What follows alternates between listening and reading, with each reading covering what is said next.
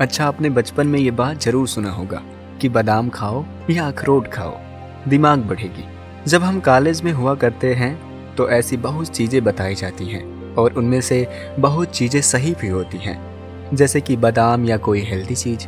लेकिन उस पूरे दौर में हमें कोई ये नहीं बताता कि इन चीज़ों को समझने के लिए या इन सब्जेक्ट में आगे बढ़ने के लिए हमें इन्हें अपनी आदत में शुमार करना पड़ेगा।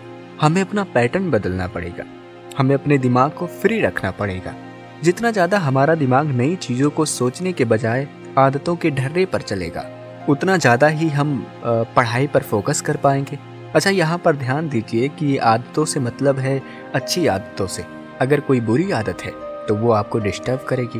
अब देखिए, इसको छोटी सी सिचुएशन से समझ लेते हैं। मान के चलो, अगर आपको सुबह उठकर ये सोचना पड़े कि क्या मैं ब्रश उठाऊं, क्या मैं ब्रश उठाने के बाद उस पर पेस्ट लगाऊं या पेस्ट ना लगाऊं, अगर पेस्ट लगाऊं तो उस ब्रश को करूं या फिर ना करूं, अगर ब्रश कर लिया है तो क्या आप मुंह धुलना है या नहीं धुलना है।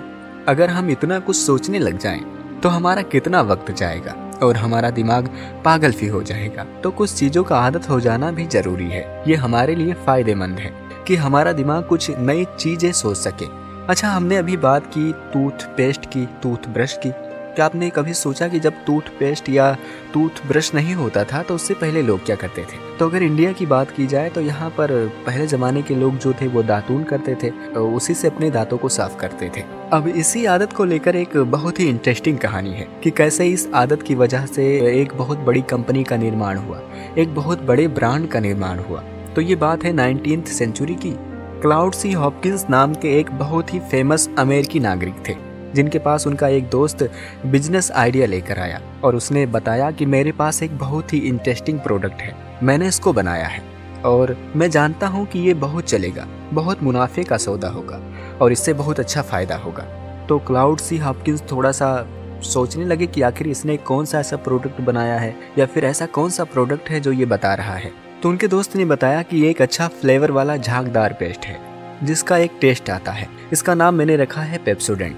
तो बात आगे बढ़ी। उन्होंने अपनी बातों को समझाने की कई तरह से कोशिश की और उन्होंने कई लॉजिक भी दी, पर इसमें जरूरत थी कि इस चीज को प्रमोट करने का, इसको प्रचार करने की, लोगों को बताने की कि भाई ये एक ऐसा चीज है जो कि आपके दांतों को बहुत अच्छे तरीके से साफ कर देगा और आपको एक फ्रेशनेस फील कराएगा। ये उस समय का बहुत ही शुरुआती दौर था। अच्छा, उस समय का माहौल भी ऐसा था कि अमेरिका की बात करें तो वहाँ पर उस वक्त जो लोगों की खान पान थी उसमें मीठा बहुत ऐड होता था, जिससे कि दांत भी खराब होते थे और फिर दांत ठीक से साफ ना होने की वजह से उसमें कीड़े भी लग जाते थे और जिससे उनकी हेल्थ खराब हो जाती थी। साथ ही साथ उस वक्त फर्स्ट वर्ल्ड वार की सीन थी, तो जब सैनिक भर्ती किए जाते तो उस वक्त के तमाम सैनिकों के दांत खराब निकलने की वजह से उन्हें बाहर निकाल दिया जाता था, जो कि एक बहुत ही हेल्थ हाइजीनिक का इशू था। तो कुल मिला के माहौल ऐसा था कि ये जो प्रोडक्ट था पेप्सोडेंट, इसके लिए बहुत ही अच्छा माहौल था, पर जो कि एकदम ये नई चीज़ थी तो हॉपकिंस थोड़े से घबरा गए थे कि अब इसको कैसे प्रमोट किया जाए, कैसे बेचा जाए। पर उनको पूरा विश्वास था कि लोगों को दांत साफ करने की ज़रूरत तो है और उस वक्त जिस तरह से प्रेशर था लोगों पर वर्ल्ड वार का, तो उन्हें कुछ ऐसी चीज़ चाहिए थी जो उनको तरक्की दिलाए, जो कि उनके देश को बचाए। अब ऐसी आदत बनाने में कोई भी पीछे नहीं हटेगा। तो इसलिए कैसे हॉपकिंस ने लोगों को इस पेस्ट की आदत डाल दी। दो चीज़ें हॉपकिंस ने बहुत ध्यान दी और वो जो हॉपकिंस ने सिखाया वो आज भी मार्केटिंग के बेसिक रूल में हर किताब में लिखा मिल जाएगा। पहला ये था कि आप कोई रीजन ढूंढिए, मतलब कोई भी इजी और प्रैक्टिकल रीजन ढूंढिए कि कोई क्यों ऐसी आदत डाले, कारण ढूंढिए। और दूसरा ये था कि जब आप वो आदत बना लेते हैं, कोई चीज़ खरीद लेते हैं, तो उससे आपको क्या मिलेगा। पेस्ट के केस में बात करें तो हॉपकिंस ने यही दो चीज़ें फाइनल की थी।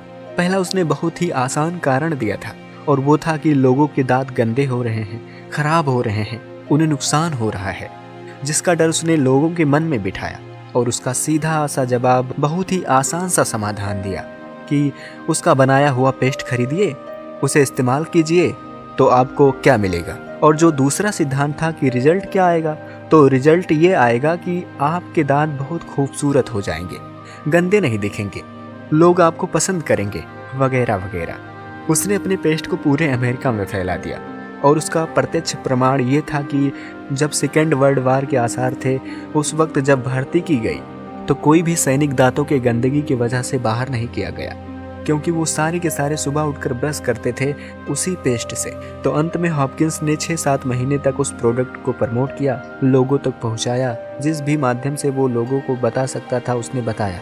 और बस देखते ही देखते 5 सालों के अंदर पेप्सोडेंट दुनिया का सबसे माना जाना ब्रांड बन गया। एक ऐसा ब्रांड जिसकी लोगों को आदत पड़ चुकी थी। अमेरिकी लोग सुबह उठकर ब्रश करने लग गए थे, पेप्सोडेंट से अपने दांत साफ करने लग गए थे। तो इस छोटी सी कहानी से एक चीज़ तो बहुत ही साफ नज़र आती है कि आदतें बनाई जा सकती हैं। जिन्हें दांत साफ करने की आदत थी उन्होंने पेप्सोडेंट यूज किया, जिन्हें आदत नहीं थी उन्हें हालात ने आदत डालने पर मजबूर किया।